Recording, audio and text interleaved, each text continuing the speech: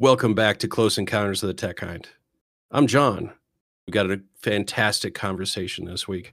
We're going to get into a couple conversations that we've done before and maybe a little bit of a new perspective on a few things. With me today is Mike. Hey, everybody. We've got Jackson. How's it going? And we've got Artie kind of running the show behind the show. Yeah, something like that. But I've got to challenge everybody. I got a concern with the way YouTube's handling videos. Our views go up and then back down. I'd like to see if you can help me with the algorithm here. I want to see if we can get more likes than views. So everybody watching this, hit like. Just hit the like button. Let's see if we can break YouTube in a way that tells YouTube that we should have more views than we're getting, because it's been a thing. Hey, so on that Pretty point, frustrating. I noticed on my test machine over here, I went to YouTube just to test because I've got it connected up to test a firewall, right? And YouTube came up, and I went to click a video just to play the video just to see how the performance was, and it wouldn't play the video. It was just a big black box, and it says you need to sign in to prove that you're not a bot. Interesting. They started implementing that. Started implementing a non-anonymous viewing, I guess. So I don't know. And it for all purposes here, it could have been some settings in my firewall as well that may have caused that, but something I had never noticed before, that usually I can just watch a video without being signed into my Google or YouTube account or anything like that. Something to think about. Oh, it's all fun and games till you turn the firewall to max. I know. What did Max You blocked too many of their. You must have blocked too many of their tracking IPs. So it decided you have to log in so they can keep. Maybe it's entirely possible. Well, real quick, the other couple stories before we get too deep into conversation. We got Right to Repair. We got Copilot. And guess what? We're all users of Copilot now. You're welcome. Welcome to the machine. And then I want to talk backups. It's something that's bit a few of our clients lately, and I just want to really punctuate that one. But yeah, help us hack the algorithm by hitting like. I think it would be hilarious. I can't wait to get a screen capture. We'll make it our next thumbnail if we get more likes than we do views. But on with the show. Right to repair. I think we have a right to repair our things. Farmers have been repairing their stuff for hundreds of years. You buy a tractor, it breaks down. You pull out all the tools you own and you fix it, and it works. Or you go broke. Not only that, you pull out all the tools. You pull out some random piece of rubber you've had for 20 years, and everything else you have in your shed to fix it. That's how it goes. I saw a bolt, a nut made from welding wire.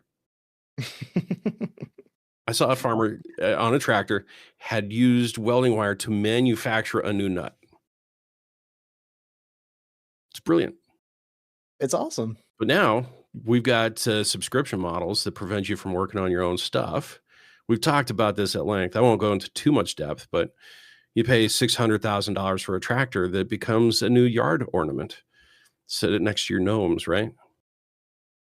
Yeah. Well, I think what's worse than this is the if you consider the farming community, it's a lot smaller compared to the general population, but this is starting to hit the general population in a big way now. And we kind of caught wind of this about a year ago, but it keeps coming back up because we're finding out that everybody's doing it. All the companies are doing it. But General Motors a year ago was penalized and was accosted by the judicial system that they were actually selling their drivers' data to data brokers and to insurance companies. And so what I mean is all of those fancy new cars that they're popping off the assembly line in the last 5+ years, they are equipped with some of the greatest safety equipment. That's in air quotes for those of you who are just listening. And safety sensors that are known to man. It has got so many sensors on your vehicle these days that will tell you exactly what is going on inside that car and outside that car. Which is great when you think about the driving experience and safety as far as the perspective of the driver goes. But that also means that your car, not only does it have all these sensors, it can also connect via satellite to the internet and Or cell phone. or cell phone, yeah, to GM servers. And so what they've been doing is collecting all this data on your driving without your knowledge or consent, and they have been then selling that to data brokers and I think more importantly, insurance companies that are providing you your car insurance, which is mandated by law. So now that I'm out of breath, GM was caught selling your data that was making your insurance rates go up because there's not context given with that data. If you were caught driving badly, quote unquote, then your insurance rates might go up. And independent of what the situation was be, maybe you had to slam on the brakes to prevent a crash, not because of you, but because there was a drunk driver on the road who pulled in front of you. What are you going to do? There's nothing you can do but slam on the brakes, and then boom, you get knocked for bad driving. Yeah, like if you're on the highway driving along and panic stop in front of you, the guy behind you doesn't stop, you don't get the ticket, but your car says you should get more insurance premium pricing because you're a bigger risk because you got rear-ended. Right. So, like, It's an all of this interesting time. happened a year ago, and now it's coming back up because people are wanting to take their cars into the mechanic that they trust, or wherever it is as a third party. What's the word I'm looking for? I guess mechanic's fine. A third party shop, and the mechanics need that data from the OBD monitor on your car to be able to properly diagnose and repair your car. And these companies are keeping third parties from getting this data. Or if you think of it this way, the companies are preventing you as the user, as the owner of the vehicle, from sharing your data that you have generated and your driving patterns with whoever you choose.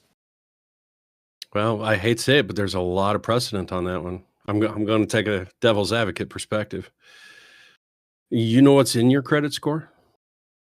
You know what makes up your credit score? None of us do. It's a magic number. If you want to see what's in it, you got to reach out to the place. You don't get to see what the banks have on you, which I've always thought is deceptive and, not right. I got more colorful language than that, but it's just not right. And then here's the next question. Would you be willing to give up all that data if the car costs half as much? How do you mean? As in that company gets to collect all my data if the car is half as much? Yeah. No, Or just give me- 10% the price. How about I give you a car for $5,000? You just get ads and I track your data. You're talking to a college student. That is so tempting. Right? I would honestly, I would probably take it, and then I'd figured out a way to rip all of that out of it, and then I would run away with it. Feed the ads into the data collectors. Yeah, I'd figure out how to route it through my pie hole and then have all the ads blocked. Just play the ads into the sound sensors and I'd buy a stationary device that mimics a car driving around town. Just let it run 24/7. that would be Well, hilarious. It goes on That's the other random thing. drives places. Well, that's what's funny is like, I mean, you joke about rigging the system, but that's what people have been having to do because with now their Mhm. cars monitoring how well you drive, people will just go take it out in the middle of nowhere and drive in a circle for an hour at like 10 miles an hour, and then all of a sudden they're the safest driver on the planet. Oh, And they look, get I'm a safe driver. I drove 72 hours. Didn't go anywhere. It's 10 miles an hour. yeah, no acceleration, no hard braking. It was great. So I mean, the Just the let it whole idle in a circle. Just tie the steering wheel off and just let it go. honestly, find a big enough field, just let it go. I wouldn't care. So I mean, Could work. the whole system is just broken. It's just like another one of those things where it gets all of a sudden implemented, and it's like, they didn't even think about the situation. Like, well, what happens if somebody just takes a car in the middle of nowhere and just drives around? All of a sudden, they have a great driving score, even though that means nothing. Or how do you compensate for other bad drivers and me, who I consider myself to be a good driver, who's being attentive and can tell that they're dangerous? I'm going to get away from them, either by braking or accelerating to get around them. I mean, then I get dinged for being a bad driver, right? I mean, the system is broken; it doesn't work. Yet they're going to live and die by it, and then also start selling my data to insurance companies. Well, not start; they are. I should correct myself Yeah, there. have been. Have been. Well, so this just reminds me, just to take us off topic for a second, Waymo. Mm-hmm. I'll trust all these algorithms to give a good judgment on us when Waymo can drive and take people where they're supposed to go. Have you seen the latest with people are leaving the car doors open?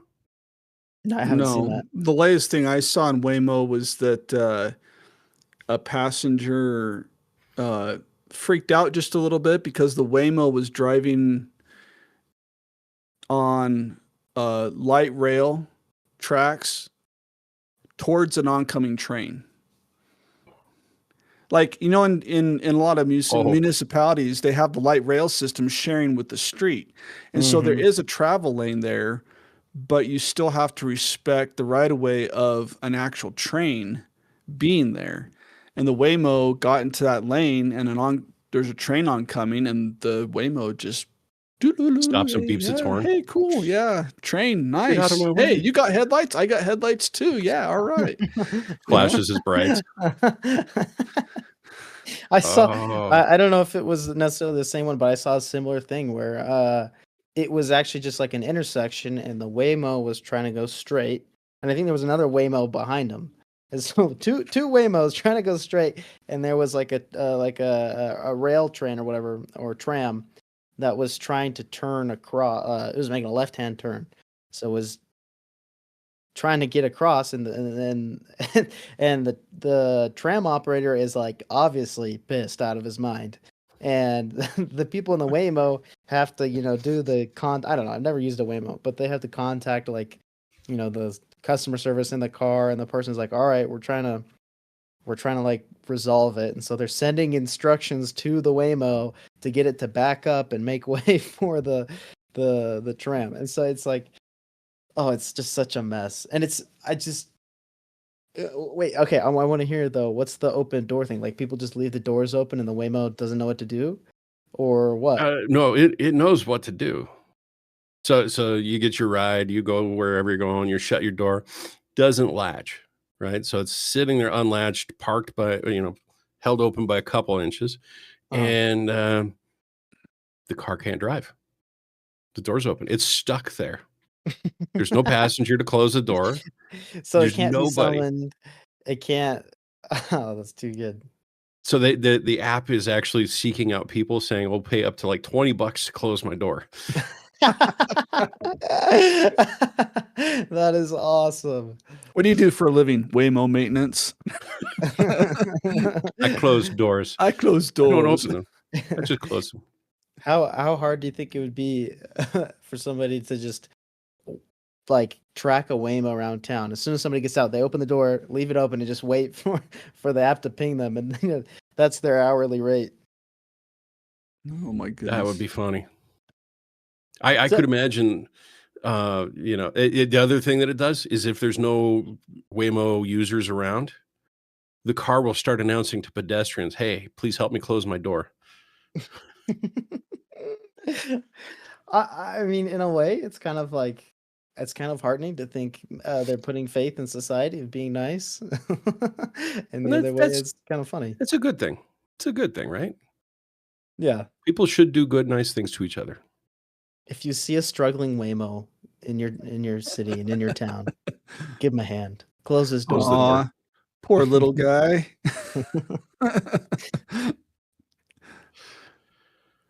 How much will Oh, they charge me for doing that, though? they right now aren't charging passengers for accidentally leaving doors open, but I think that might turn into a thing if this turns into its own little underground economy underneath Waymo. No, I mean, how much are they going to pay me to close the door for them? Oh, it's up to $20 on some cases. Depends on where the car is and how desperate they need it to move. It's just funny. I feel like I hear about all these things and maybe I should give a little more credit to the engineers, but I just feel like you guys didn't think this very very well through. I mean, on campus, I hear all about. I mean, I'm with a ton of engineers, and everyone seems like they're trying to start up their own business, and I hear about these ideas all the time, and I always have like 20 questions, and so maybe I shouldn't give enough credit because I'm around a lot of them, and I'm like, how did you not think of this? Like, do you know how easy that is to spoof? Like, what happens when some punk downloads your app and then starts broadcasting junk data? Like what are you gonna do? And they Did you see haven't the planned for it. scooters? So you know those scooters that are around, right? Lyft Oh, scooters or yeah, whatever yeah. they are. See them all the time. There's one company, some developers got into the Wi-Fi network that meshes them together Mhm. and made them beep the horn. Accidentally put a viral signal out there, so all the scooters within range started beeping their horn at 2 in the morning. Oh my gosh. Yeah, so It's just that thing. It's like you can't ask yourself, "Oh, well, why would anybody do that? Why would anybody leave the door open? Like, we don't need to plan for that." Like, no, you can't ask why. You just plan for the worst and the most devious and the most, worst thing possible. And then only then can you have some slight sense of security knowing that, you did your best. right? All testing should be done by people who are absent-minded and just Incompetent. have clutter brain and just that don't pay attention to what they're doing because they're the only ones that can actually accomplish like what you want to test for. Mm. Like nobody like when I was writing computer programs, it's like, why would I do that? Nobody in their right mind would ever do that. Well, you need people who are not in the right mind to test it because they're eventually going to be the users of your program or your machine or your device or whatever it is. And they're going to figure out some way to mess it up that you did not think of. And I'm sure that there's plenty of people out there that use these Waymos that they're in a hurry, they're on the phone, they're getting out, and they just don't remember to shut the door. In fact, they probably left half their luggage inside of it too, and they just run off to go to the airport and catch their flight. I mean, who knows, So you got to test for all these things. You could pay it forward. That sweater or jacket you found in the back of the car, slam it in the door. Watch you drive around with it hanging out the door. I want that taxi. I don't know.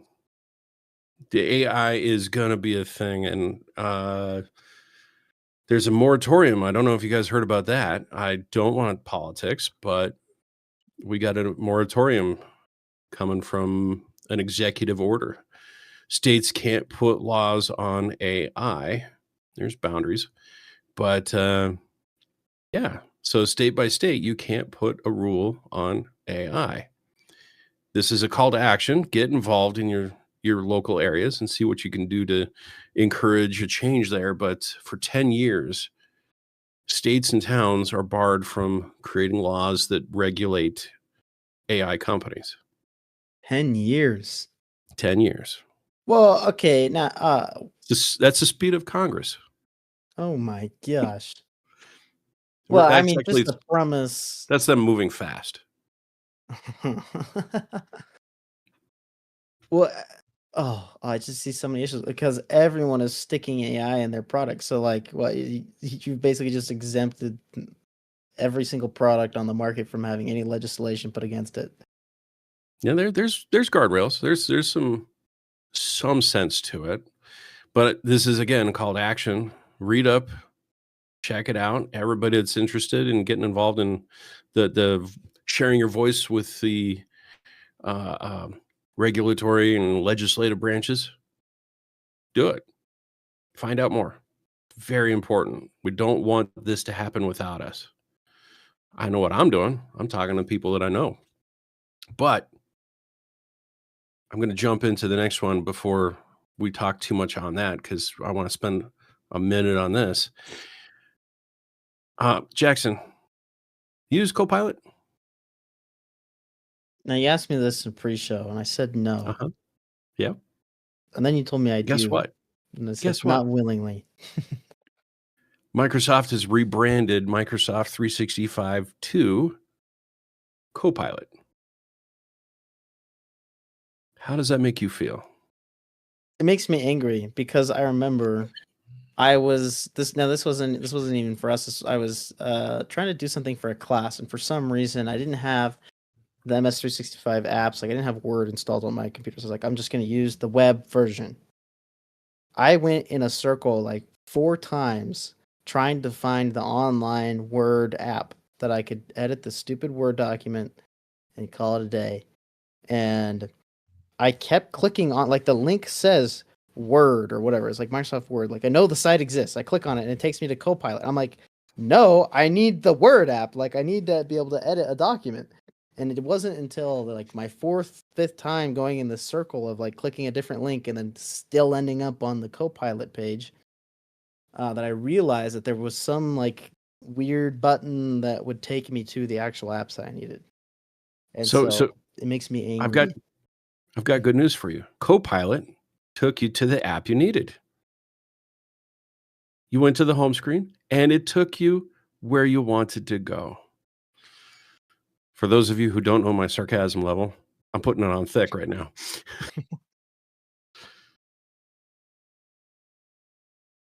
Microsoft has put AI into it, but they rebranded 365 to say Copilot 2. So now, Mike, if you were an investor in Microsoft and I said you now have 400 million users of Copilot, would you be happy? Your AI has just been the trillions that of was the dollars you target and put the in. goal, because last year they probably said, hey, by the end of something, we're going to have the most users of AI in the world or something like that. I guess that's a way of accomplishing that. So there you go. But are they really using the AI features? I don't know. Well, they are. I mean, Jackson just talked about he got to the app he wanted by going through Copilot. Don't you dare call that AI. That's also like going into a library and saying, I'm looking for this book, and then saying, check the dumpster outside. It might be there. It might be there, but it's also the worst way to go searching for the book that you want. It's going to be an interesting time. I'm really curious how far Microsoft is going to push this before there's pushback strong enough to say this doesn't work for us. I'm very tempted to just, on the machine that I use 365 on, or Office. I prefer Office. Office makes so much more sense. as to what it's supposed to actually do. Yeah. But just change the icons to a dumpster on fire. Because I feel that that's more representative of what Microsoft has been pushing out the past few years. I can't disagree. As colorful an image as that is, I can't say that they've improved their products. I think we've hit a point where, like Adobe Photoshop hit this point. It got good enough that it could do anything. So how do you sell more product? You can't sell a new box of Adobe because you know how to do it all. It does it all. I can see that Find a as subscription for model. something like a word processor or spreadsheet. I mean, there's a word processor, I think, without including the AI elements of it, a word processor hasn't really changed a whole lot in the last, 20, 25 years, maybe? Like 2000 was when know? it started getting useful. Yeah. Yeah. Like ever since I was a kid, like when I was a kid, my favorite thing to do was to open up whatever copy of Microsoft Word my parents had and play with the word art. And even then, now looking at, I'm like, that was so useless. Why was that ever added into Word? Like the functionality has been there forever. But they keep adding all this bloat that's in it. And I'll say, like, my favorite word processor is literally Google Docs, because all it has is, like, I need my bullets, my numbered, maybe a table, and the table is pretty dumb as is. And that's it. Like, I need my headings and subheadings, so I mean, I'll say Google Drive for me is a lot nicer. I try and use Word, and it's frustrating because it's trying to do more than what it Did should you ever be. use Microsoft Access? I don't even know what that is. Never heard of it. I want Mike to like make an Just exasperated gasp. just a little bit. Oh my gosh. There it is. No, here's what gets me is that it's when I've used Word and I open Word documents and they were created in Word, and Word is a word processor. Word is not page layout software. And yet they kept trying to throw in all these features to turn it into more like page layout software. It is not page layout software. On the flip side, there's a lot of page layout software out there like Adobe InDesign.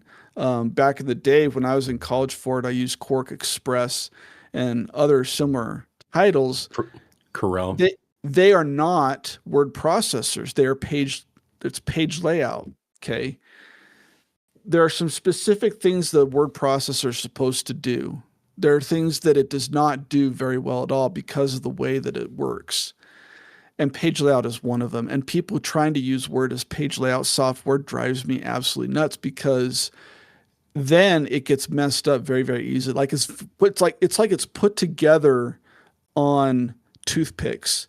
And if you bump one, the whole thing just comes crashing down. It's ridiculous. It's true.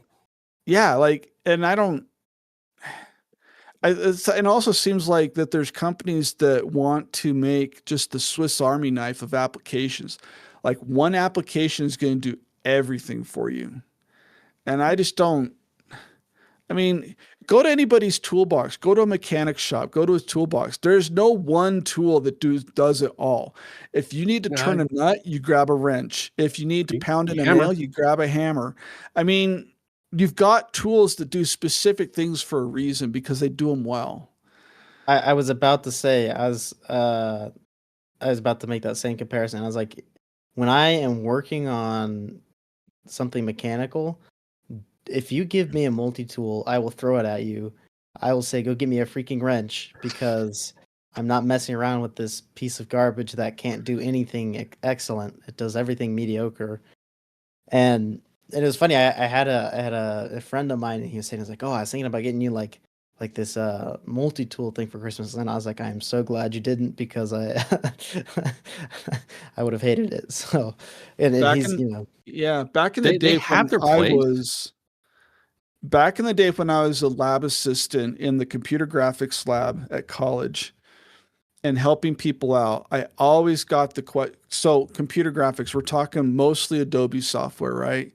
Photoshop, Illustrator, and then we did page layout with Quark Express at the time, and I think later moved to Adobe InDesign. And people ask me all the time because from an outside perspective, and you're looking at what all these students are doing. Okay, he's working on a picture, he's working on a picture, and he's working on a picture. But they're all working on pictures in different programs, right? And so in your mind, you're thinking, well, it's all graphics, it's all the same thing, right? And so people would ask me, well, which one do you like better, Mike? Do you like Photoshop or Illustrator better? And I'd be like, when you're working on your car, which do you like better? Do you like the hammer or the wrench? I mean, and that once I said that painted the picture for them. It's like, oh, so they're not exactly the same thing. They each have a purpose. If I'm working on vectored artwork, then I use Illustrator, and I love Illustrator for doing vectored artwork. If I'm working on bitmapped images and photographs, then I love using Photoshop for that.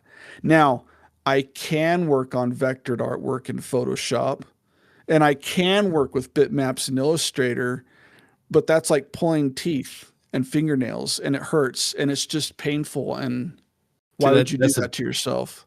That's one use for a multi-tool. Yeah. Those are the tools of the tortured artist these days. Using the wrong program for the wrong type of image. Jackson, I gotta say, when I'm working on a project, I got 3 tools with me. I got the multi-tool. I've got a Leatherman. I forget it's like Journey 2 or something like that. Mm-hmm. It's about $100. I've got a 6-in-1 screwdriver, so it's got the flip around end, so Phillips or slot, or it's got the socket ends on there too. And then I've got a crescent wrench. With those 3 tools, I can do most anything that I run into. Now, I definitely want the specialized tool if I got to do a lot of it. But if I got to do one thing once, I'm happy to use my multi-tool to do it badly. It's funny. I hate to say it. If you were to have me list, all right, what are your least favorite multi-tools? You listed all 3 of them. So, Yep. and that's not a hit. I mean, I think Leathermans are pretty nice. I mean, they're well No. made. They're nice, but No, I mean, no.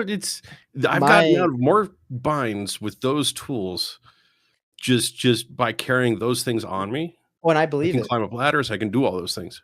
But And so I would say, like, for me, the multi-tool has a place, and its place is when I need like space or size or weight confinement, as in like I'm going on a trip and I can't take my entire garage of tools. Not that I even have a garage right now, but if I did, I can't take my entire garage of tools or my whole toolbox with me, but I can, throw a multi-tool in the back. And then, yes, that will get me out of some pretty sticky situations. But if, I have access to the tools, and when we're talking about software like we are, I mean, it's rare that you, for some reason, wouldn't have any possible access to a specific tool. I'd much rather use that. I'm going to go get my tools and get the right thing for the right job. But yeah, I do agree with you on that. Like they have their place, and like you can get the job done, but there might be a few extra curse words in there. If I got to do one thing once, I'll use it. Well, and I see the same thing happening with AI, because we do have mission specific AI engines out there. Like there is AI deliberately set up for image generation, and there is AI meant for video creation, and AI meant for working with English text or whatever. I mean, ChatGPT, it's one of those, in a way, it's a Swiss Army knife that you can generally do a lot of that just in the one interface. But does it do the image generation as well as some of the other AI out there? Probably not, because I don't think it's optimized towards that end. And so, but then it's like a choice then. So now you have Microsoft Word. I have the ability to put images in my Word document. I have the ability to put text, and now I start adding AI to this. How big does this program get them with all that functionality to be able to AI create an image versus AI create, 5 pages of a history report on, the 1800s in the United States, or whatever. It's How big? just 1.21 gigabytes. But RAM is cheap now, right? So what does it Yeah. matter, right? I just looked up a 64 gig RAM kit. It was $100. No, I take that back. $120. I just looked it up. $700. Oh my gosh. I thought You you were can saying look buy- up. I was about to say, John, I was like 120 is not bad, like for 64. No. And I'm wishing I had stocked up on RAM because, oh my goodness. So Yeah, you holy can cow. buy an actual RAM for cheaper than buying RAM for your computer. I worry about the downstream supply chain impact this is going to have. All the little chips and everything that use little bits of RAM here and a little bit there. It's going to get nuts. Survival tip. Plan your use case, and I'll tell you, go in and edit the software settings on your computer, shut off the services that you don't need, optimize your system. I'll bet you that's going to be the next wave of things that your average person is going to do is optimize their system. Instead of you letting bloatware be bloat, it'll close down. Yeah, sometimes I have my desktop here. I don't power cycle it super regularly. I often just sleep it, and then it was literally the other day. I opened up Task Manager, and I was just like, "Oh my gosh!" I was like, "What in the heck is going?" And this thing has needed like a fresh install for a while now. But yeah, that was a wake up call the other day. That was pretty sad to see, and I was just like killing processes left and right. And then I was like, I'm just gonna restart anyway. So, but I mean, it's yeah, It's actually how I learned. That's how I learned which processes matter and which ones don't. Is yeah, back when I was learning all this, I got to reboot anyways. So what's this one do? What's this one do? Is this necessary? I just turn this off. I did that with service. Explorer. What's that? What's Explorer? Found that one out quick. Yeah. I was like, I don't have it open right now. I might as well just kill it. And I killed it, and then taskbar goes away, and the computer just crashes. Like, oh well. Thankfully, they put the run command back into or not back into, but into the task manager, so you could actually spawn a new task. Let me tell you, when you're young and you don't know how the system works yet, you close Explorer. You don't know that you could just type it in. The epiphany that comes to you, that aha moment. I mean, you feel like you've got divine powers when you figure out you could type Explorer and bring back the taskbar. Wait a minute. The operating system is just a program. Hey, wait a minute. It's all pieces and components. We're all part of the matrix. Yeah, and if you ever decide to spin up like a Linux machine to learn Linux, definitely make sure you don't save anything vital on that, because Linux will You do will whatever break. you want. It'll be just like Acreman. He'll read what you type. Yes. Like the whole thing where you tell your AI to restart the system, and it accidentally deletes your hard drive. If you tell Linux to delete your hard drive, like, okay, fine by me. It was here just a second ago. You asked me to get rid of it, and I'm sorry, what were we talking about? It has no self-preservation. AI sitting there. I remember this from a sitcom. I've read all the books in the world. Can you please delete them so I can read them again and enjoy it? The guy deletes them. He's like, "What books? I don't remember any books. Why would I tell you to delete all the books? It seems like a bad idea." Oh, I can't wait to see what AI does next.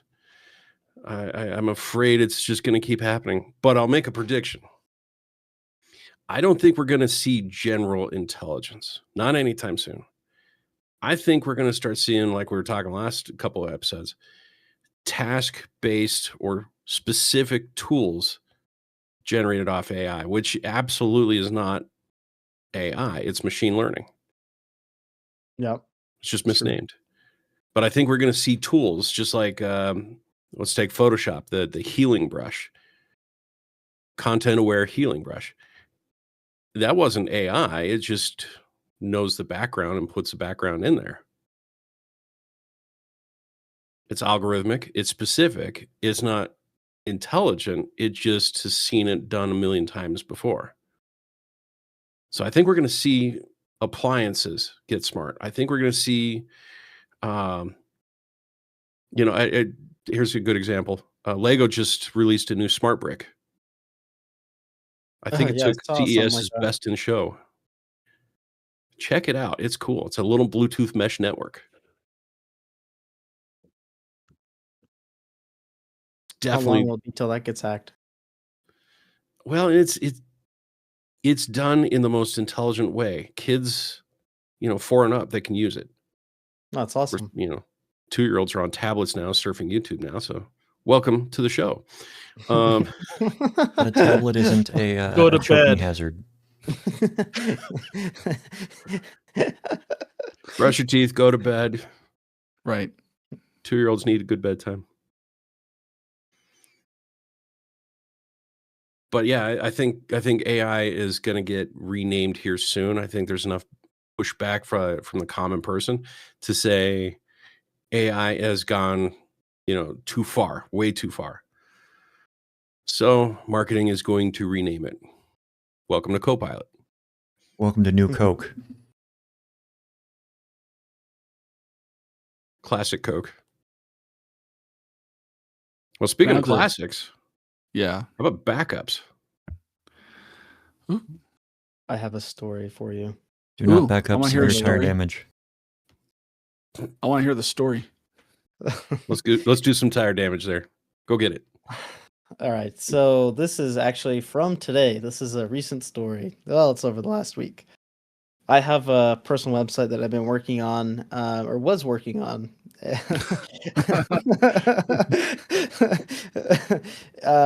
Remember that time when I had a website?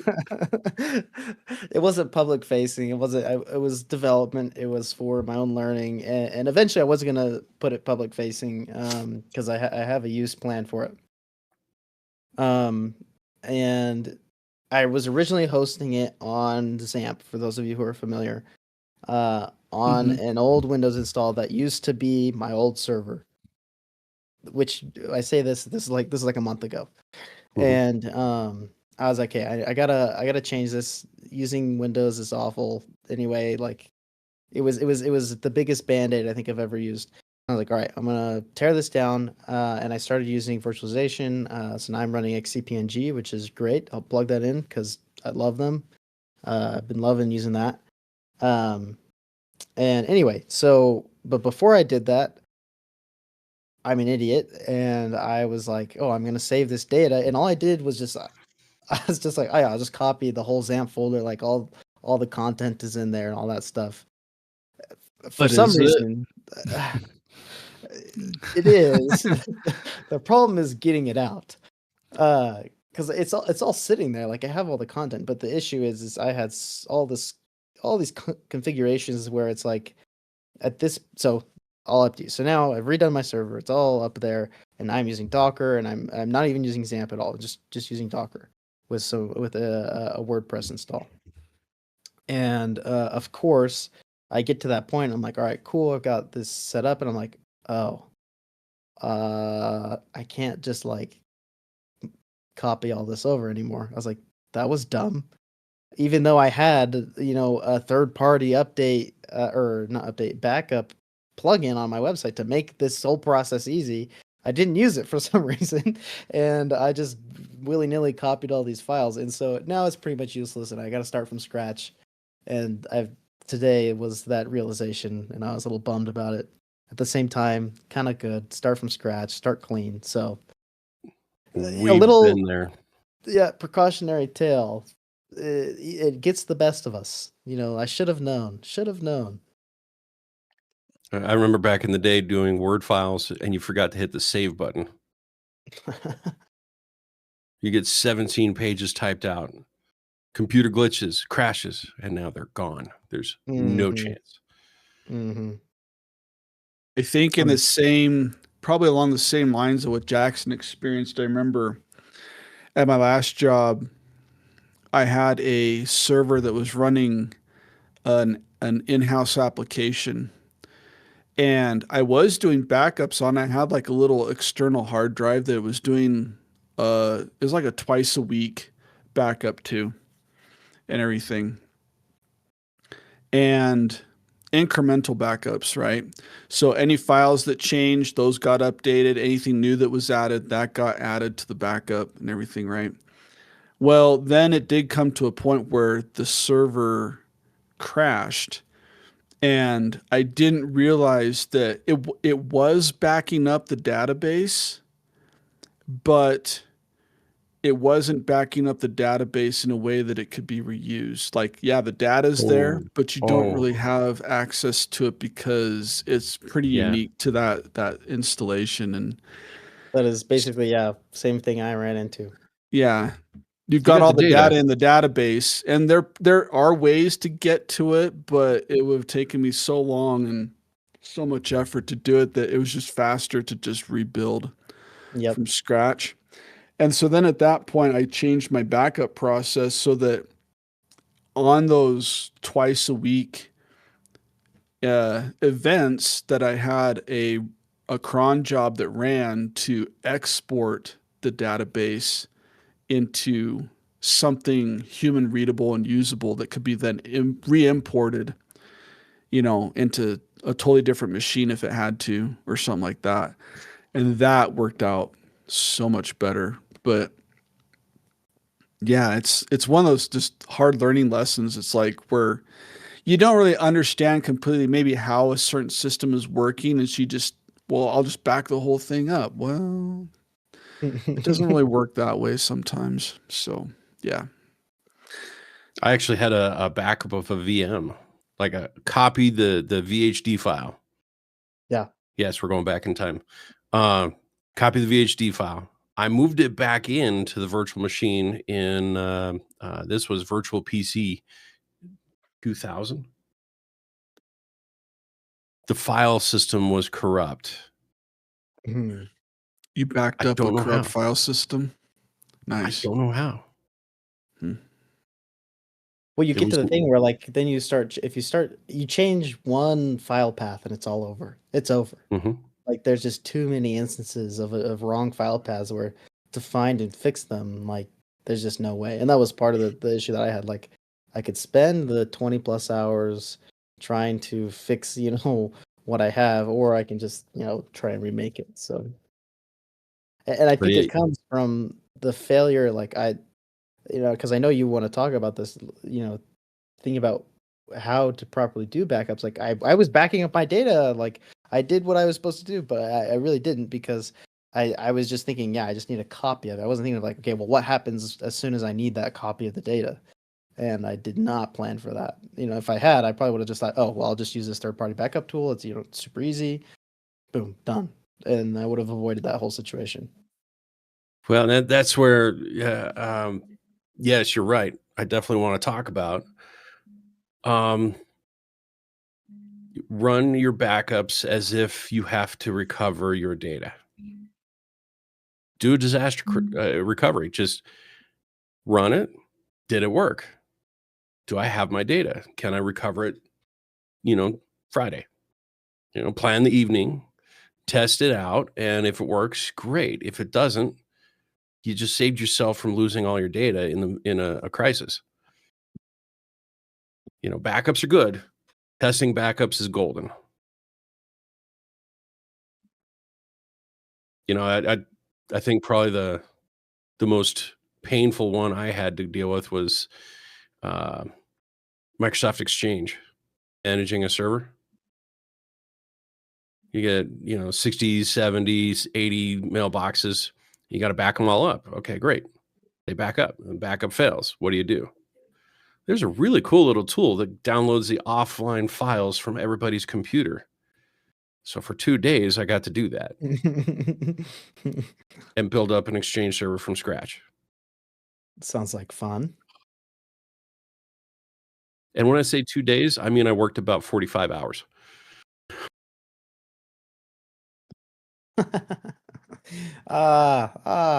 That's those. It's just the worst. It's the worst. If There's nothing like doing the work that you know could have been avoided.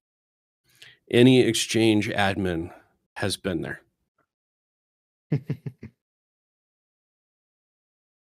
We've learned from our lessons. That's the one thing I would never suggest a home lab actually run is your own email server. Because, whoa, plan some downtime, plan some off time, plan some being offline for a couple days when you fix problems. It's bad. But maybe we'll get into that next time. Maybe we'll talk about home labs. Yeah, I'd be Anybody interested still to watching? know what's even worth running, right? Yeah. There's so many tools and features. But stay tuned. Put a comment below if you want us to talk home labs. Love to see that. Anyways, please help us with hacking this. I want to see likes outstrip the views. I think that would be hilarious. Oh my goodness. Until next time, I'm John. I'm Mike. I'm Jackson. And I am the very model of a modern Major General.